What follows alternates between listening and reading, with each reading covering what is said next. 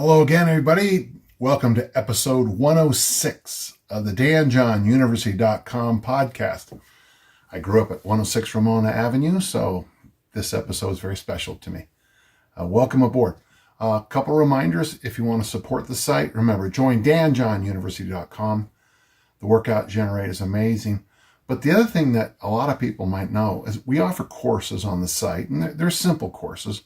We have courses on goal setting, on programming for weightlifting, on easy strength, and we're going to have a follow-up to that real soon. And we have a free program for members on fitness through the lifetime, which I think is pretty good, actually. And we'll be working on more and more free courses coming up. A lot of people asking about easy strength and fat loss, which I thought would make a nice, simple course by itself, just for the specifics.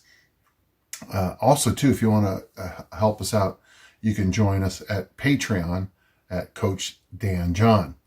I really think the site is something special. Like I say a lot, this is what I wanted back in 1998 when I first started my first site online. So there you go. All right, let's get to some questions, though. Our first question is from Tommy. I do a lot of walking throughout my neighborhood. Besides walking, do you have any cardio equipment suggestions for a home? Yeah, a kettlebell and do swings, a dog, because it'll make you go out for a walk.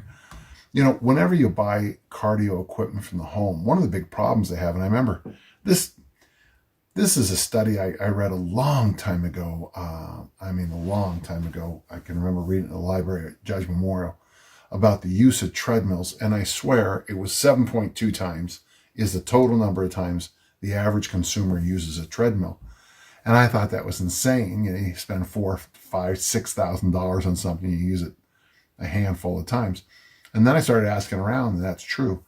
I've tried various exercise machines in gyms and hotels. I use the cardio machines in hotels sometimes, and I see within about 2 or 3 minutes about why would anyone put themselves through it. I had a rower, and I gave that rower to a friend of mine who can use it. Very expensive rower. I just never used it in the gym. If you want to go cheap, a really good piece of equipment, of course, is jump rope, if that's something you like to do. I actually took a course on jump roping at discus camp 100 million years ago, probably about the time I started online, and I found it made my calves really, really sore and ruined everything about my day. But yeah, it's a jumping rope, jumping jacks. We do those humane burpees, but burpees are fine, I guess. Walking is king, and I think it's the best thing you can do. After walking, I would say bike riding for most of the people I work with. And of course, if you can, swimming is wonderful. There's something about jumping into a cold pool of water and swimming until the water feels warm. I find that just fascinating. I used to do, we called it the Dan John Triathlon. It's kind of funny. But it was, I would, let's see if I got to get the order right. Originally I did it a certain way, but then I had to make sure I get the order right. So first you jump on an exercycle and you go for a distance. And I think for me, it was 30 minutes. And I would listen to these Revolutionary War shows, because I didn't know very much about the Revolutionary War here in the United States. So I'd watch one of the shows on the exercycle, hop off, and then immediately, as best I could, go for a long walk. At the time, I don't know, 2-3 miles. And then when I got back to our place, this is when we lived in Burlingame, I would swim a kind of a prescribed number of laps. And someone said that's the Dan John Triathlon, but I don't know how much it worked. I certainly lose more weight now with easy strength followed by walking. But it was fun. It was easy to do, and there are some ideas for you. I would prefer that you probably put 3 or 4 or 5 pieces of equipment back to back to back to do cardio work at home, because I don't want you doing those repetitive movements that sometimes lead to issues. Okay, hope that helped. Marlo asks a question.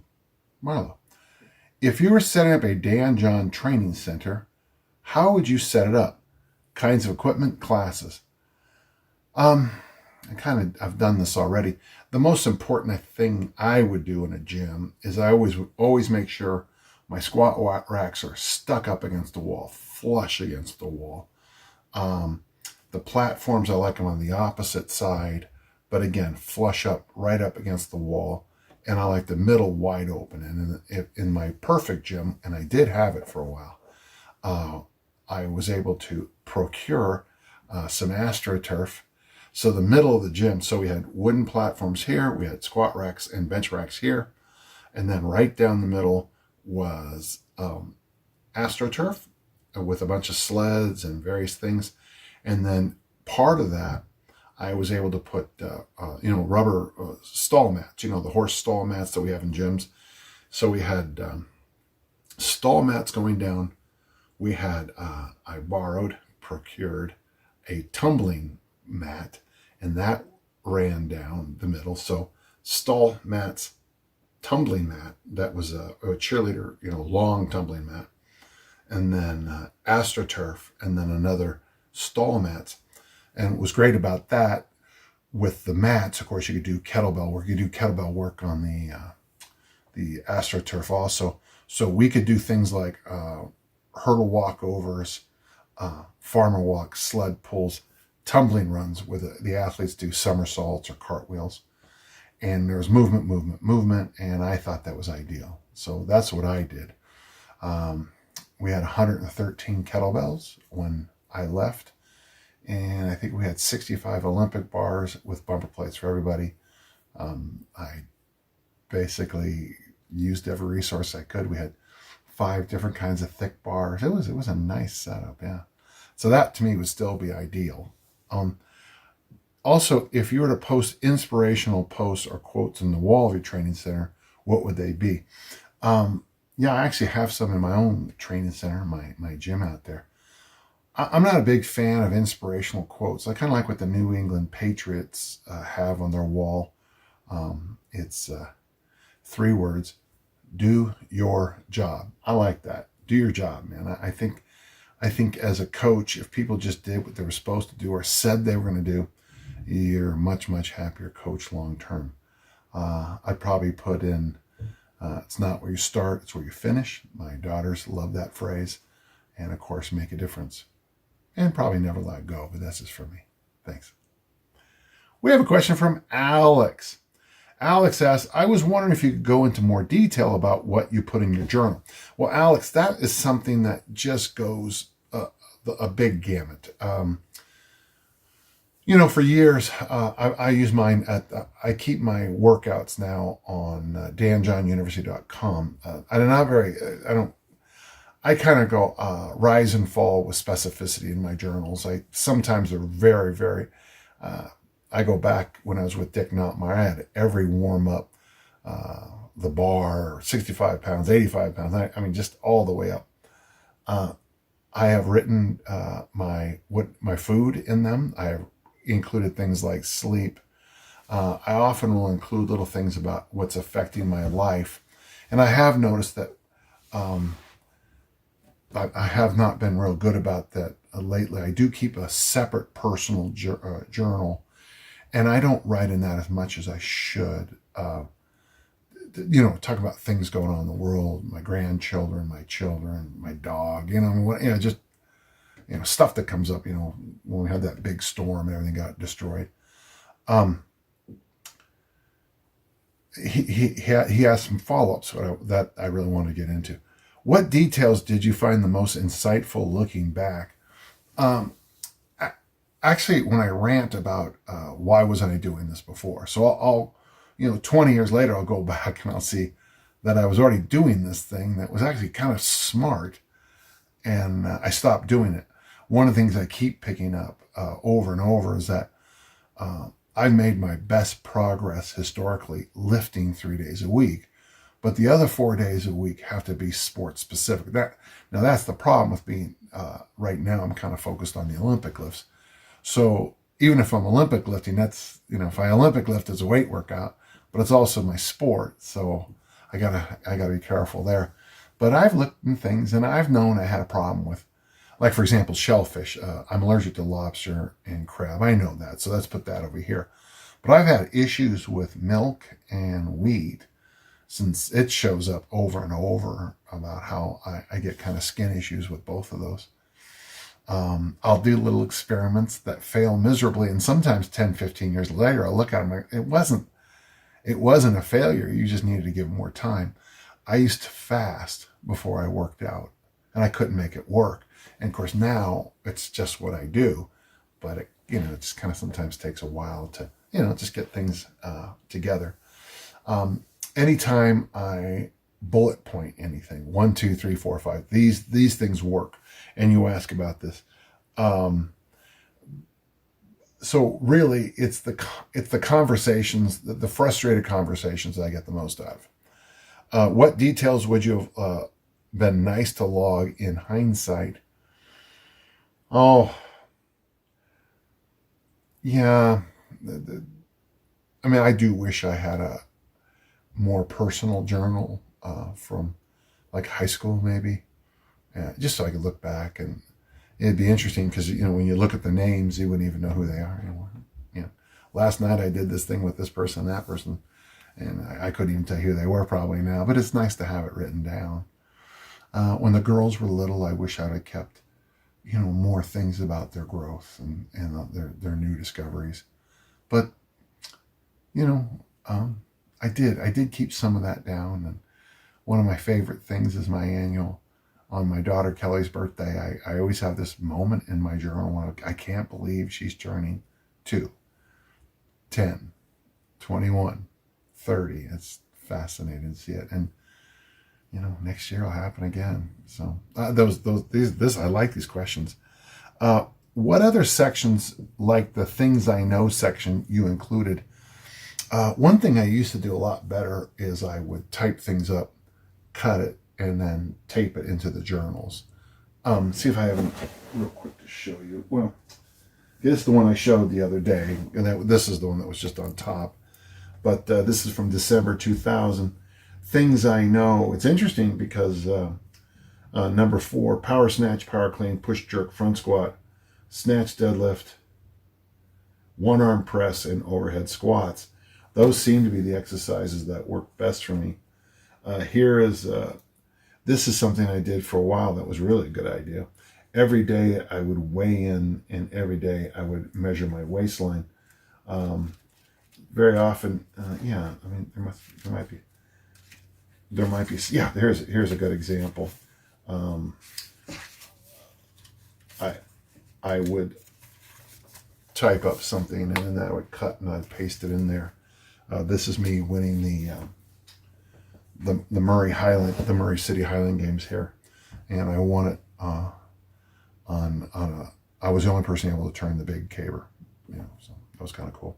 So I keep pictures in there. Some of my older journals, I don't know why this one doesn't.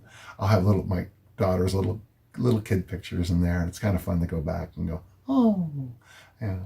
And maybe I should start doing that again with, getting pictures of Leo, Danny, and Joe. Hey, Alex, this is a great question. Thank you. It really kind of made my day. Thank you. Raju asks, kind of an interesting question. How much do kettlebell and body weight movements carry over to barbell lifts? I would say with body weight movements, there is some carryover, especially in the beginning, like push-ups into bench press. Of course, the pull-up remains a great exercise no matter what. But body weight squats done appropriately can carry over almost instantly into the weight room. The problem, you always have with body weight is squat, hinge, and loaded carry. It's really hard to get those in. Obviously, now that we include things like bear crawls, spider crawls, and all those things, when we discuss body weight, bear crawls are certainly a great squat, arm work thing. In the kettlebell, the one-arm bench press really seems to help the bench press. Even if it's just illuminating, it's like, oh boy, I'm a superstar with this hand and I'm terrible at that hand. the one-arm press overhead. Great exercise to show the asymmetries in your strength as you go overhead, and any neck and shoulder issues that you've been kind of hiding with the barbell. I think the swing, the kettlebell swing done correctly, really helps with the deadlift and the Olympic lifts, because, you're getting so many hinges. When I do the 10,000 swing challenge, that's 500 hinges a day. I mean, I don't know if I'm an Olympic snatch. I mean, that would be a fun little thing. I've snatched doing the 100 rep challenge. I've power cleaned, I front squatted doing that challenge. It was a popular thing at the Millennium. People used to do these 100 rep challenges. I snatched 165 pounds, 75 kilos, 100 times. And that's a lot of volume, man. 100 snatches, that's a lot of snatches. But you do 500 hinges in a workout, and it's just, I can do it again tomorrow. Whereas I'm not sure you could do 500 snatches in a workout. I think the goblet squat carries over very well into the barbell world. I guess what I'm saying is, if it's done correctly, everything's seamless. If it's done poorly, nothing is. I'd like to see some of the crap I see online with kettlebells. I'd like to see them take those principles and do those with barbells, because I hate that American swing, and as does every physical trainer and chiropractor I know, who's worth their salt. You throw a weight overhead like that with your hands close, and take a weight like this, and you can hear that right there. You can jam it overhead. So done correctly, there's value. One thing I'd like you to keep in mind, Raju, is this: there's not one of those is better or worse than the other. They're all tools to keep in your toolkit, and they all have a lot of value. Thank you. Antonio asks us, I caught myself overthinking and trying to do everything perfect. Yeah, that could happen, especially when I train, but also in life. Always looking for the perfect program, perfect friendships, and girlfriends. That pursuit is just making me fail, feeling bad and never satisfied. What is your approach to someone who's caught up in the perfectionism trap? I don't really have an approach. In fact, Antonio, I'd kind of like to have somebody who cared that much. The problem is most people talk about, oh, Dan, if you just tell me what to eat, I do it. And I'd say, well, eat this. And they'll say, yeah, I don't like that. Well, then don't ask. What's the perfect program? Well, you need to do hinges and squats. I don't want to do either of those. And loaded carries. I want to do loaded carries. Well, yeah, I think, Antonio, we all slide through that period. I don't want you to ever settle in life. I make that joke about why I hate medium. If your daughter comes home from college, with the love of her life, and she says, and I say, what's he like? And she goes, yeah, he's okay. Medium height, medium weight, C student, he's fine. That's the love of your life, Makes me laugh. Antonio, I don't know. I think living life will break you of this. Having kids will break you of this. Having a dog and a cat and kids will break you of a lot of these things, because you might have your house crystal clear, and then you see the dog someone forgot the dog go out, and now you have a whole new issue. I just say this. I appreciate what you said. I think life is going to fix that for you. However, saying that, I think there's real value in having high standards and high values. So I would say there's some aspects of this that are actually admirable. And I get it too. Just don't take it as far as it seems like you have. Thank you. Alejandro has a new question for us. How do you deal with negative comments and other people's opinions about something that you do? That's a tough one, I'll sometimes go into my YouTube account and people say some stupid stuff. I'm shocked that, and then of course you look them up. The first thing I always do, and they have no content. They have, and that's always so common. I understand in TikTok now, there's a group of Avengers who go after people who bully, and I think that's great. It's real easy to be a keyboard warrior. My friend Pavel talks about it all the time. He goes, it's online. If they say it to my face, that's one thing. If they type it, it means nothing. And I think that's great for him. I always know that I will get revenge in the long run. It always happens. Sometimes you have to wait a little bit longer than normal, but it always seems to work out. People who are horrible, it always happens, especially in this field. Okay, let's continue. I just started working with people as a fitness coach and physiotherapist, but I feel that other people's opinions make me passive and not doing what I'm capable of. I live in Split, Croatia, which is not a big city, and almost everyone knows everyone. Sometimes I would like to go somewhere else because of that. Yeah, I mean, I'll be honest, in this field, having an accent is really helpful. I know that when I go to England, people think I'm a lot smarter because I have an accent. No one listened to me here in Utah. I had my buddy Jesus tell me this one time. We're walking down the street, and I go, why does no one listen to you here in Nazareth? And he says, you can't be a prophet in your own town, Danny. And I said, I'm going to remember that. And so it is hard to be a prophet in your own town. I mean, I am considered, fairly knowledgeable in the areas of strength and conditioning, and the people and nutrition, a bunch of other areas. And no one who knows me takes they want my advice, but then they poo-poo it because I'm sitting right here. So this is very common. And it hurts my feelings. We have a question from Nathan. What is the best alternative to walking for cardio work? Due to sun sensitivity, that's something, huh?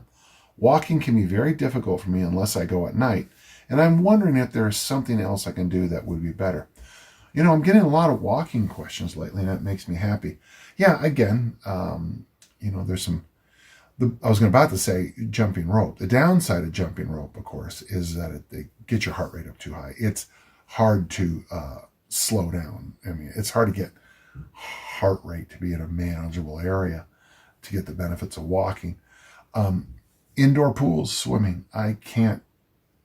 When I was rehabbing my back injury, and before I get yelled at by people online. By the way, people do get hurt, okay? I'll tell you about this excitement of how I hurt my back. Joan Dunn, of blessed memory, asked me to move her typewriter for me. I walked over. It was an awkward angle. I picked up her typewriter, and my lower back just went and was hurt for so long. So I was recommended by my doctor to learn how to do bilateral breathing when you swim, bilateral breathing. And so I swam every day, and every day I went farther and farther and farther. And if you jump into a cold pool, like the one I trained at was very cold, you get all kinds of other health benefits because you're freezing. And I really, really enjoyed indoor pool swimming. That might be an answer. Though with the sun sensitivity and chlorine, if that's an issue, I apologize. There are some new bikes out now, some exercise bikes that have like races on them. You can do races, and you can travel down roads, and you can do mountain biking on them. That might be a good idea. Sadly, I think you're going to have to buy some equipment, and I'm just not a fan of buying equipment for cardio. But you got to do what you got to do. Nathan, let me know what you decide on, and more importantly, how you made it work, okay? I hope that helps. We got a question from Enrique. I'm 6'4" and have really long legs. Well, good for you. And I've realized that high bar back squats don't target my quads correctly, but more of my back. With front squats, it's a bit better. What variations would you use for quad development? Are machines okay for this purpose? Although I train basically mainly for basic strength. Sorry about that, Enrique. Well, yeah, there's some machines that are good. I know you're not supposed to do leg extensions because it gives you, cancer or something like that. I don't know why you're not supposed to do it. It says it's bad for your knee tracking or something. I always like them. But if you can do a really hard burn set of leg extensions and then hop up and do like a high rep front squat or high rep front squats high rep goblet squats, high rep overhead squats. So you've pre-fatigued the quads. That actually works really well. We do a variation on that in my gym for the glutes, where we do hip thrust followed by deficit deadlift. So the hip thrust, focuses on the glutes. Jump over to the deficit deadlift where you're hinging a deadlift and everybody sings. And then you pop over to the goblet squat after that. And it's weird because a set of 8 or 10 with exhausted glutes really makes your quads work harder. These are just some ideas. Yeah, I agree with you. I think the back squat, boy, this is going to get me in trouble, but I think the back squat very often is an overrated exercise. For building mass, I don't think there's a better exercise than the back squat. I don't think. Yeah, dips and back squats. If you can do both, that's the issue with both of those. There's an asterisk.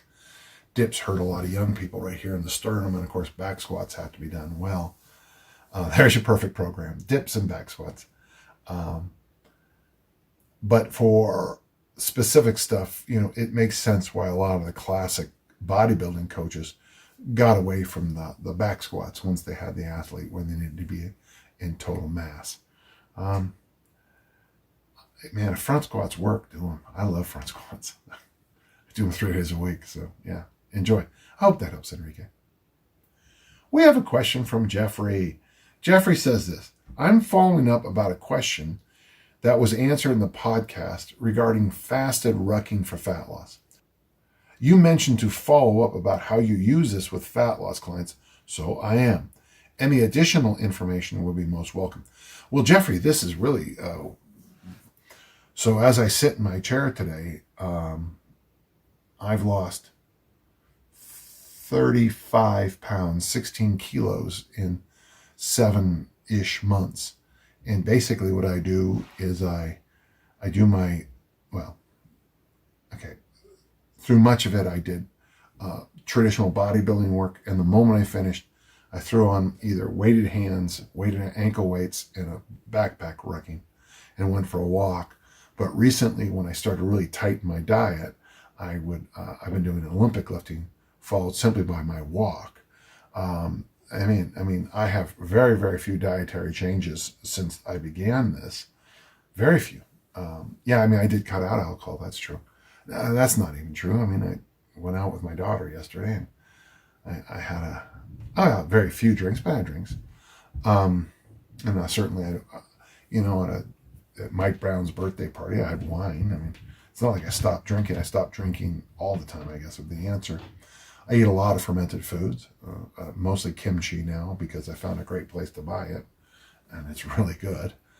But really my training has been the thing. I do fasted Olympic lifting followed by just walking now because I tightened my diet down for Rusty Moore's visual impact fat loss boost. But the idea, Jeffrey, is that it's the walking after you lift. And this is a Rusty Moore concept where the lifting frees up free fatty acids and then the walking or the rucking will eat them up as you go. Is that really what's happening? Hey, I don't know, but I'm not going to argue with my success. It's a lesson I keep learning in life. If something works, you do it. And you say a sentence like that out loud, and you're like, wait, if something works, do it. Yeah. We had a question on this podcast about diaries and journals, and I look back at my journals, and I just want to slap myself because something was working, and then I stopped doing it. And that's just something I think all of us do, and I stopped doing it. Good question. The results for a lot of my people, including me, have been phenomenal. Lift followed by walk in a fasted state. So the only thing I would add is it does seem to help me to wake up, drink a lot of coffee, get my work done, work out, walk, then eat my first meal of the day. That's how I do it. As we always say, your mileage may vary. Thank you, Jeffrey. We got a question from Eugene. I lift to get stronger, but I'm not interested in getting bigger, as whatever meat I pack on, I have to carry around in life and when I ride my bike. Okay, you're right. I was just saying that I've lost 35 pounds, 16 kilos since the start of the year. Yesterday I picked up a 16 kilo belt to do the goblet squat stretch. And as I was sitting down there, I thought, I used to carry this around, and it was kind of one of those, wow, yeah. Body weight is detrimental when you ride, and in particular when you are climbing. I know that hypertrophy is slowed, probably ruined by excessive cardio, my biking, skiing, rowing, and swimming. But is the development of strength similarly impacted by endurance training? Is doing both counterproductive to both? No. And Eugene, don't get yourself cut in that spectrum where it says endurance is over here and strength is over here. Okay, there's some truth to it. I'm not going to disagree with you. If you got somebody who wins, who runs 100-mile ultra marathon, every Saturday for 52 straight weeks for some reason, they're going to really not be deadlifting very heavy. But for most of us, or an elite powerlifter might not be the best jogger. But for most of us, we play a lot more into a smaller part of that band. My best advice, Eugene, whenever people say the word bicycle to me, what I tell them to do is go see my good friend online, bikejames.com. Now, James is a smart guy. He does things with isometrics for building strength for endurance athletes, and especially mountain bike athletes, that I think is well worth your time to explore and try out. If you come to my gym, you'll find that we have we used to call them judo belt, but a martial arts belt in there. And that's what I did to train Bike James program. So yeah, look up Bike James. James used to recommend goblet squats, swings, Turkish get-ups, and my windmill stick drill for bicycling. And I still think if you can find that older material, there's still value there. But he's getting lots and lots of success with this ramping isometric program. So yeah, I agree. It's like when you work with high jumpers and they want to look good on the beach. It's like, dude, you're a high jumper. And Coach Newton says, what goes up, it's going to get impacted by your load. So bikejames.com, Eugene, and thank you for your question. Wow, that was fast. This was a good podcast. Thank you so much, listeners. Remember, for the rest of you, have questions, email them to us at podcast@danjohnuniversity.com. I do my best to answer each and every question as they come along. Sometimes there'll be a theme in them, like today it seemed to be walking, and that's nice. And I like it when I don't mind answering the same questions over and over. Remember, the more appropriate personal information you can give me, the more I can help you. And remember, danjohnuniversity.com, sign up. Things are really exploding there at the site with new information material all the time. Thank you.